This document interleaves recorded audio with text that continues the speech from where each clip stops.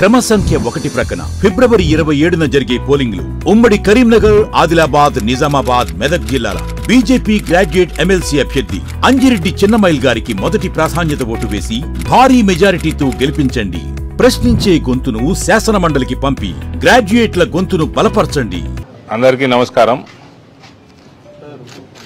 27వ తారీఖు జరుగుతున్న teachers constituency ఎన్నికలలో మీ ముందర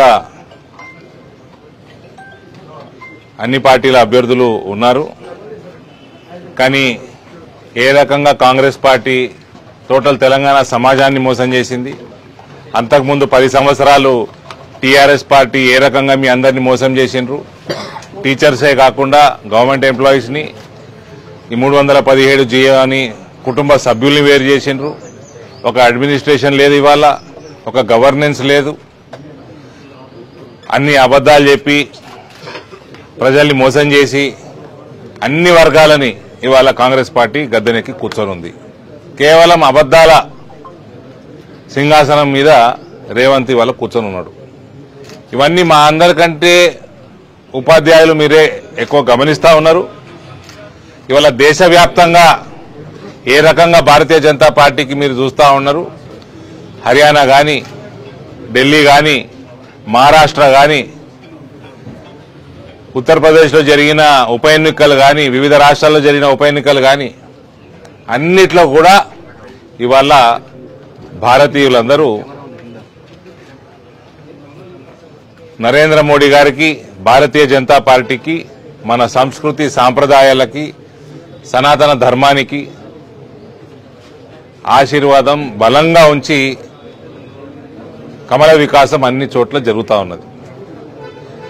ఇక్కడ కూడా దయచేసి ఈ భ్రష్టు పట్టిన పార్టీలు, కాంగ్రెస్ కానీ, టీఆర్ఎస్ కానీ, భ్రష్టు పట్టిన నాయకులు అవినీతిలో పూరుకుపోయి సమాజాన్ని కులాల వారీగా విడదీసి హిందువుల్ని ముస్లింలకి ఎట్టిచాకిరి చేసి కేవలం అదేదో బీసీ సెన్సస్ అనుకుంటూ ఒక దుర్మార్గపు సెన్సస్ చేసి టోటల్గా ముస్లింలకి రిజర్వేషన్లు అప్పజెప్పే బాధ్యత చేసి ఆ రకంగా అడ్మినిస్ట్రేషన్ చేయదలుచుకుంటే తెలంగాణ ప్రజలు గుణపాఠం తప్పకుండా నేర్పిస్తారు. ఈ ఎన్నికలలో కూడా నా రిక్వెస్ట్, క్యాండిడేట్ పరంగా కూడా కొమరయ్య గారు ఒక మంచి వ్యక్తి, సమాజ సేవ భారతీయ జనతా పార్టీ అనుబంధ సంస్థల ద్వారా అనేక సమాజ సేవ చేస్తూ ఉన్నారు. అనేక దశాబ్దాల నుంచి ఆయన కానీ, ఆయన కుటుంబ సభ్యులు కానీ జాతీయవాద సంస్థలతో కోఆర్డినేట్ చేసుకుంటూ.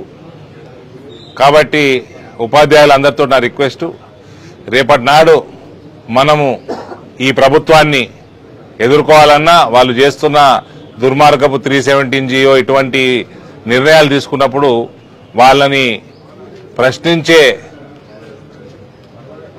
గొంతుక కేవలం భారతీయ జనతా పార్టీ.